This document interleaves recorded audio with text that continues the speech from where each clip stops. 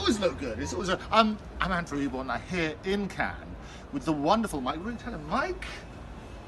My dear fellow. Oh, it's a joy. Yeah. So what are you doing down here? Well, it's just that time of year, isn't it? I know when Oscar Wilde's birthday comes up, it's time to go to Cannes. And they have a party. Charles Brandreth has a party for Oscar Wilde every year on his birthday. And everybody shows up. And yesterday, it's in Claret's house. Every year, I can't go because I'm down here. So I said, dear Charles, I'm raising a glass to absent friends. I thank you. Yeah.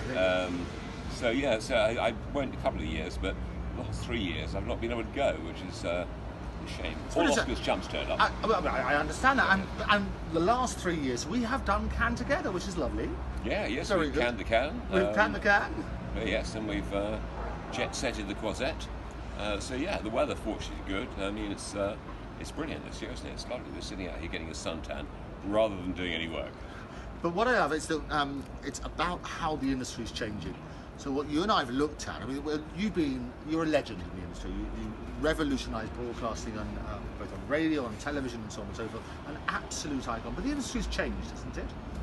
Yeah, it has changed. I mean, in terms of songwriters, publishers, record labels, singers, it's changed completely. Yeah, and it used to be that if you were good, if you were very talented, you were a great-looking, good songwriter, great live performer, they would snap you up and put money behind you. Now, they won't do that. I mean, you've got to be pre-marketed. If you've been on X Factor for 3 months, they'll take you and then do something with you. But, I mean, it used to be that record labels would persist with a group or an artist for 7 or 8 singles over a period of 2 years. They said, no, we believe in you, we're going to keep going, we know we're going to break you. And that was it. You used to get a lot of people behind you, either as a songwriter or as an artist. But now, you don't. I remember Annie Lennox's album didn't make the top 10. The record label dropped her. Oh, really? You think, come on, Annie Lennox. So, I didn't make the top 10. It's very weird. I mean, it's a strange situation now. The songwriters don't know where to go with their songs. Publishers have split out from the West End, so record companies. So I think a lot of people are baffled as to where the industry has gone generally. And so that's what we're doing with both Octopus and also with the company which I have with RJ Gibb, the son of Robin Gibb from the Bee Gees, called Not the Truth, as you know. What we're looking at is ways that we can reinvent the wheel, if you like. So we're doing exciting things. We're taking existing content and we're converting that into what they call a 360 deal. So, for example, we look at Holograms, which you and I have talked about before. And in fact, I had the joy of introducing you to the world of Holograms. Yeah. How did you feel about that? I am a hologram. It's a very strange experience. I know, it's sort of very strange experience to actually stand and watch yourself on stage, and you think, it's me. And it's not like watching a film or watching TV, we've all done that, but to actually watch yourself, and you can walk around yourself, climb up on stage and stand next to yourself, and check whether you're the same height and things like that. But yes, it's an extraordinary, I don't know, it's magic, I don't know how they do it. But I don't want to know. It's just great fun, and we did a lot of major artists as well. So you can tour the world basically very cheaply with no amplification, no groups, no hotels, no food, no travel. No rider. You just open the suitcase, and out we all pop, us holograms, and you put us back in the case again afterwards. And isn't that glorious? You just press the button and reliably they just play. And from an artist's point of view, they earn money in their sleep, effectively. It's like music publishing, isn't it? Yeah.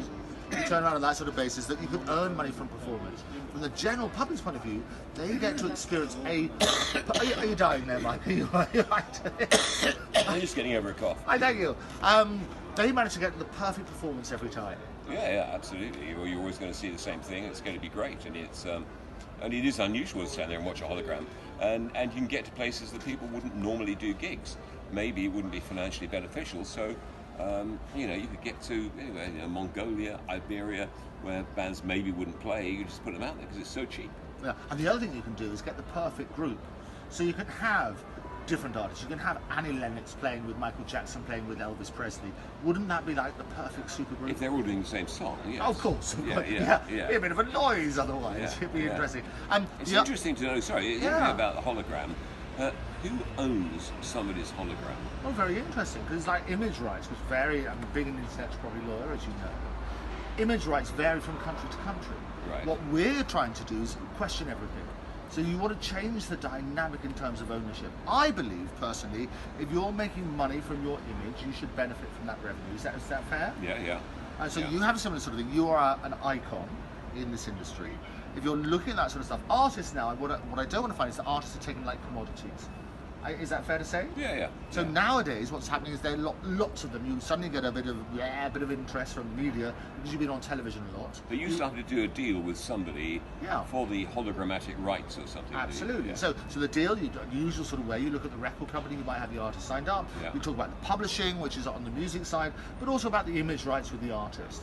I think now we've got the technology that people can be their own broadcaster, they could be in charge of their own image and make that make sense. And what we've always done, as you know, is look at different ways that people can capitalise on the rights that they own. Yeah.